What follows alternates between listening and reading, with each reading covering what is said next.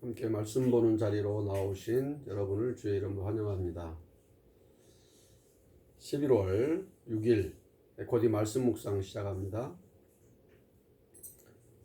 민수기 31장 1절로 24절입니다. 민수기 31장 1절로 24절. 여호와께서 모세에게 말씀하여 이르시되 이스라엘 자손의 원수를 미디안에게 갚으라. 그 후에 내가 내 조상에게로 돌아가리라. 모세가 백성에게 말하여 이르되 너와 함께 있는 사람들 가운데서 전쟁에 나갈 사람들을 무장시키고 미디안을 치러 보내어 여호와의 원수를 갚되 이스라엘 모든 지파에게 각 지파에서 1000명씩을 전쟁에 보낼지라. 하매 각 지파에서 1000명씩 이스라엘 100만 명 중에서 12,000명을 택하여 무장을 시킨지라. 모세가 각 지파에게 1000명씩 싸움에 보내되 제사장 엘르아살의 아들 비느하스에게 송수의 기구와 신호 나팔을 들려서 그들과 함께 전쟁에 보내매 그들이 여호와께서 모세에게 명령하신 대로 미디안을 쳐서 남자를 다 죽였고 그 죽인 자 외에 미디안의 5 왕을 죽였으니 미디안의 왕들은 에위와 레겜과 수루와 후루와 레바이며 또 부올의 아들 발람을 칼로 죽였더라. 이스라엘 자손이 미디안의 부녀들과 그들의 아이들을 사로잡고 그들의 가축과 양떼와 재물을 다 탈취하고 그들이 거처하는 성읍들과 촌락을 다 불사르고 탈취한 것 노략한 것 사람과 짐승을 다 빼앗았느니라. 그들이 사로잡은 자와 노래간 것과 탈취한 것을 가지고 여리고 맞은편 요단강가 모압 평지의 진영에 이르러 모세와 제사장 엘르아살과 이스라엘 자손의 회중에게로 나오니라. 모세와 제사장 엘르아살과 회중의 지도자들이 다 진영 밖에 나가서 영접하다가 모세가 군대의 지휘관 곧 싸움에서 돌아온 천부장들과 백부장들에게 노하니라. 모세가 그들에게 이르되 너희가 여자들을 다 살려두었느냐? 보라, 이들이 발람의 꾀를 따라 이스라엘 자손을 부올의 사건으로 여호와 앞에 범죄하게 하여 여호와의 회중 가운데에 연병이 일어나게 하였느니라. 그러므로 아이들 중에서 남자는 다 죽이고 남자와 동침하여 사내를 아는 여자도 다 죽이고 남자와 동침하지 아니하여 사내를 알지 못하는 여자들은 다 너희를 위하여 살려둘 것이니라. 너희는 이랫동안 진영 밖에 주둔하라. 누구든지 살인자나 죽임을 당한 사체를 만진 자는 셋째 날과 일곱째 날에 몸을 깨끗하게 하고 너희의 포로도 깨끗하게 할 것이며 모든 의복과 가죽으로 만든 모든 것과 염소 털로 만든 모든 것과 나무로 만든 모든 것을 다 깨끗하게 할지니라. 제사장 엘르아살이 싸움에 나갔던 군인들에게 이르되 이는 여호와께서 모세에게 명령하신 율법이니라. 금은동 철 주석과 납 등의 불에 견딜 만한 모든 물건은 불을 지나게 하라. 그리하면 깨끗하려니와 다만 정결하게 하는 물로 그것을 깨끗하게 할 것이며 불에 견디지 못할 모든 것은 물을 지나게 할 것이니라. 너희는 일곱째 날에 옷을 빨아서 깨끗하게 한 후에 진영에 들어올지니라. 아멘. 네, 지금 민수기 31장의 지리적인 배경은 모압 평지에서 지금 가나안 땅에 들어가기 직전입니다. 그리고 그제 말씀에 의하면 하나님이 가나안 땅에 들어가면 이러한 제사를 드려라 라고 말씀하셨던 부분입니다. 그리고 오늘 하나님이 모세를 통해서 이스라엘의 원수 미디안을 치라고 말씀하십니다. 미디안 족속은 한 민족이 아니라 여러 민족인데 본문에 미디안 왕들이 나온 것처럼 그들이 왜 이스라엘 민족의 원수입니까? 발람과 발락 사건을 통해서 우리는 하나님이 이스라엘을 지키셨다는 것을 분명히 알게 됩니다. 그런데 그 미디안 여자들을 통해서 음행한 결과 이스라엘 백성들이 죽임을 당하기도 하고 징벌을 받았습니다. 그리고 오늘 하나님이 그들 이스라엘 백성을 미혹하고 음행하도록 한 그들을 징벌하도록 이스라엘 백성들을 징계한 후에 지금 말씀하시는 겁니다.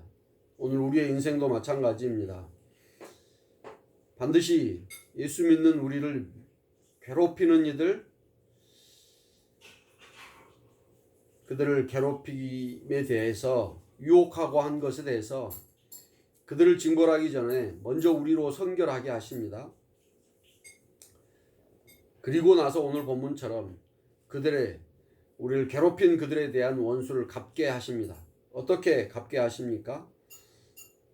군대에 나갈 만한 자들로 선별하고 무장을 시킵니다.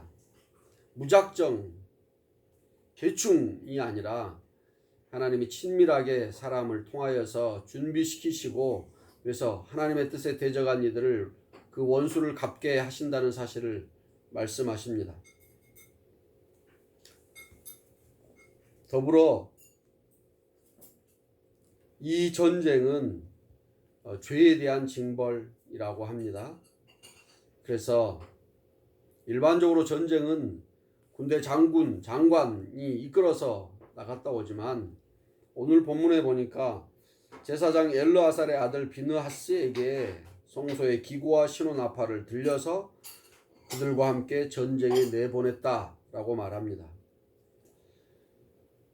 오늘 우리 또한 이 땅 가운데 사는 동안 반드시 분명히 영적인 전쟁 가운데 있음을 기억해야 합니다. 그리고 그 전쟁 가운데 내 지혜와 지식과 역량으로 이 전쟁을 치루어 이기려고 한 것이 아니라 제사장 엘르아살을 필두로 전쟁을 치른 것처럼 오늘 우리 각자에게 우리가 속해 있는 공동체에서 영적인 전쟁 가운데 하나님이 주신 말씀으로 이 전쟁을 치루어 나가야 함을 말합니다. 그렇게 전쟁을 치르고 돌아온 이스라엘 백성들이 왕들도 죽이고 물건도 다 탈취하고 노략한 것도 다 가지고 짐승도 다 빼앗아 돌아오는데 그곳에 사로잡아 온 사람들을 죽이지 않는 우를 범합니다. 인본주의적으로 지극히 인간된 우리의 마음으로 볼 때, 생각으로 볼 때 사람을 죽이는 것이 어찌 정상적이거나 좋게 보이겠습니까? 그럼에도 불구하고 하나님은 민수기 말씀을 통해서 범죄에 대한 징벌이 그만큼 심각하고 크다는 것을 말씀하십니다. 죽이지 않으면 다시 그 죄의 소굴 속에, 유혹 속에 들어가게 되기 때문입니다. 그래서 모세는 제사장 엘르아살과 그들을 전쟁을 치르고 돌아오는 이들을 보고 바로 모압 평지에 있는 거룩한 성소 진영으로 들어오지 못하게 하고 그들 중에 남자와 동침한 여자들은 죽이고 그렇지 않는 여자들은 살려서 그들의 종으로 삼으라고 말합니다. 그리고 3일 후에 그리고 7일 후에 그들을 깨끗하게 한 이후에 진영으로 들어오라고 합니다. 거룩한 성전, 거룩한 전쟁이라고 하는 영적인 전쟁 가운데 이긴 우리일지라도 그 전쟁의 승리가 우리로 인해서 이루어진 것이 아니라 하나님으로 인해서 이루어진 것이기 때문에 그 마지막 결말 마무리 또한 하나님의 뜻대로 해야 합니다.